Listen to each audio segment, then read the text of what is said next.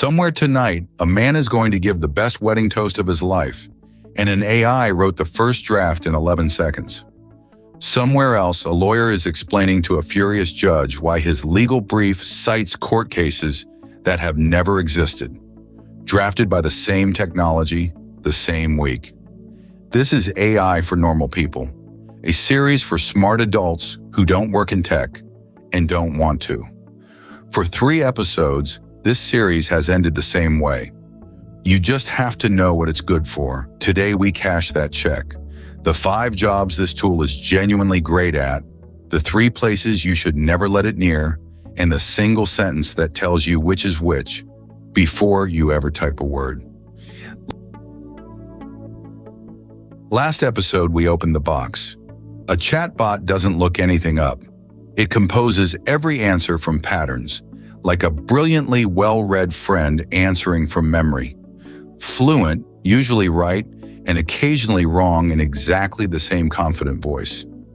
If you missed that episode, that one idea is all you need tonight, because it turns that whole picture into one practical sentence. Here it is.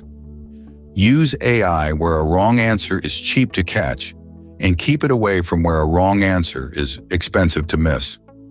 That's the entire menu, compressed. A clumsy sentence in a draft email?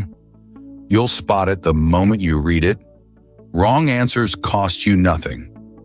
An invented court case? A botched dosage? A wrong number on a tax form? Those failures hide until they detonate. Notice the rule never asks how smart the machine is. It asks what happens when it misses, because it will sometimes miss. And last episode told you why. It will not warn you when it does. Keep that sentence in your pocket. Everything else tonight is just that rule, walking through your actual week. The first great use is the one that sounds least impressive and changes the most lives. Going from nothing to something. The hardest part of most writing isn't writing, it's starting. The email you've rewritten 4 times in your head, the complaint to the airline, the condolence card, the resume summary, the listing for the couch you're selling. Humans stall at blank pages. This machine has never experienced hesitation. Tell it the situation in plain words. Write a short, warm email to my landlord asking again about the broken heater. Firm but not rude, and in seconds you have a draft. Here's the part people miss. The draft doesn't need to be good.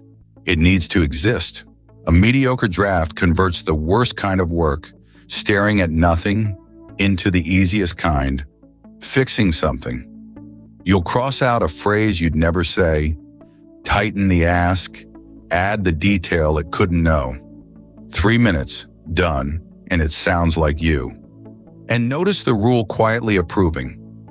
Every flaw in a draft gets caught by the only reviewer who matters. You, reading it before you hit send. First drafts, never final drafts. That's the deal. The second job, turning things you can't read into things you can. Modern life runs on documents written by lawyers, doctors, and insurance companies, and none of them were written for you. The lease clause with 4 commas and no mercy. The letter from the clinic that might be routine or might not.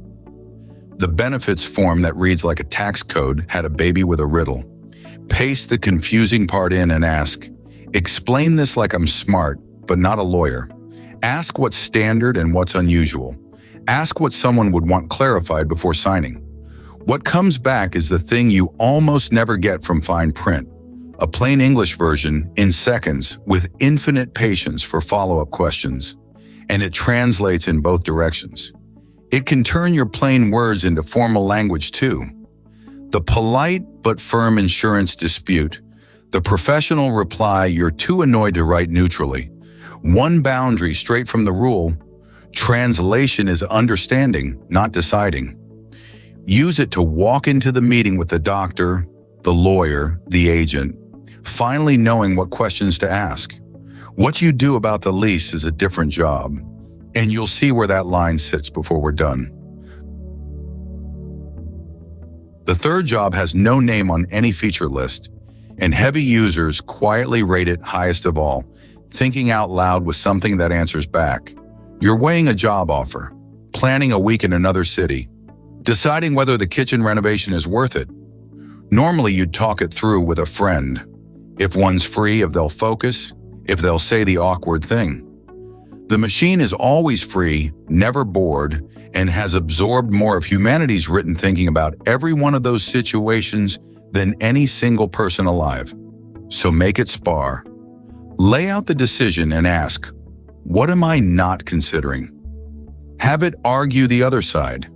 The case for staying after it made the case for leaving. Hand it your plan and ask what a skeptic would poke at. Ask what questions you should be asking.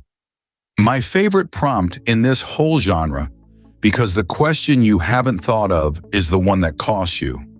Why is this safe territory for a machine that's sometimes wrong? Because you're not asking for facts, you're asking for angles. A checklist for renting a moving truck doesn't have to be perfect to save your afternoon. You'll discard the dumb items on site. Wrong answers here are the cheapest of all, a suggestion you ignore. The decision, as always, never leaves your desk. The fourth job, it may be the best explainer of things you ever get free access to, because it removes the real obstacle to learning as an adult. The obstacle was never that explanations don't exist. It's that asking feels expensive. The follow-up question you swallowed in the meeting because everyone else nodded. The concept, interest rates, your kid's math homework, what a 401k actually does, that you're now too far into adulthood to admit you never quite got. Human teachers get tired, get judgmental, or just get going. This thing cannot be embarrassed on your behalf and cannot run out of patience. Ask the question you'd never say in a room with colleagues. Say simpler. Say simpler again. Say explain it with a football analogy. It will, and it'll be a decent analogy. Ask why 5 times in a row like a 4-year-old, which happens to be how actual understanding gets built. The rule still rides along. For how mortgages work, settled textbook ground, where the patterns run deep, it's a superb teacher. For which mortgage, a specific rate, a specific clause, a number you'd sign, that's a fact you'd act on, and facts you'd act on get verified. The concepts are the tutor's job. The specifics are yours to check. The fifth job is the least glamorous and might quietly save you the most hours. Doing the tedious reading so you don't have to. The 40-minute meeting recording you were sent to review. The 12-page policy update where one paragraph actually changed. 2 insurance quotes that describe the same thing in different words, daring you to compare them. This is real work. Text-shaped drudgery, and it's exactly the shape this machine eats. Hand it the pile and ask for the summary, the differences, the action items, the 3 things worth your actual attention. The rule wants one adjustment here, because you can't always spot a bad summary of a document you didn't read. Simple fix: for anything that matters, ask, where does it say that? Or then glance at the paragraph it points to. You end up spot checking 1 page instead of reading 12. That's still the trait of the decade. The machine does the reading, you do the trusting, and the trusting takes 90 seconds. That's the menu. Now the other list, shorter, and it matters more. 3 places this tool doesn't belong, each one straight from how the machine works. Never number 1. Facts you'll act on, but won't verify. Names, dates, numbers, quotes, sources. That restaurant it swears exists. Episode 3 showed you why. It composes answers, it doesn't look them up, and it states its worst guess in the same silk voice as its best fact. The lawyer from our cold open didn't lose because he used AI. He lost because he let a machine that improvises citations improvise citations and never checked. Never number 2, precision work. Anything where one wrong digit ruins the whole answer. Arithmetic on your actual finances, doses, deadlines, the numbers in a contract. Remember the oddity from last episode? This thing reads in chunks, like chords instead of notes. It can fumble counting the letters in a word. Fluent language, unreliable arithmetic. Same machine, same reason. A $5 calculator remains undefeated. Use that. Never number 3, the final word on high-stakes calls. Medical, legal, serious money. Not because it knows nothing. You've just watched it translate the diagnosis and prep your questions, and it's genuinely good at that. But high-stakes calls need someone who can examine your case, carry liability, and be wrong out loud to your face. Prepare with the machine, decide with the professional. It's the difference between a brilliant briefing and an accountable answer. And when the stakes are real, you pay for accountable. Fold it all into one picture, and it fits on an index card. On the front, the mental model this series gave you. A brilliant, tireless intern with no fact-checker inside.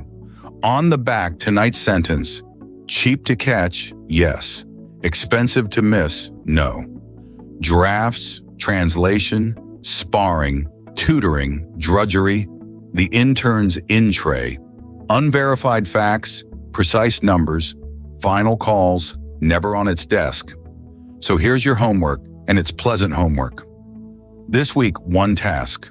The email you're dreading, the document you're pretending to read, the decision going in circles at 2 a.m. Hand the first draft of it to the machine. Then edit, check, decide like the editor this series keeps saying you are. Hands on the tool, eyebrow raised. One real task beats every opinion about AI you could read this year, including ours. 3 episodes ago, this series made you a promise. You don't need to understand AI to benefit from it. Then we showed you what it means for your work and what's actually in the box.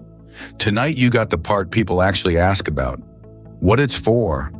5 jobs, 3 nevers, 1 sentence doing all the work. The tool is strange, genuinely new, and better behaved than the headlines say. As long as you remember which of you is the editor. You don't have to keep up with AI, you just have to know what it's good for. That's what this series is for.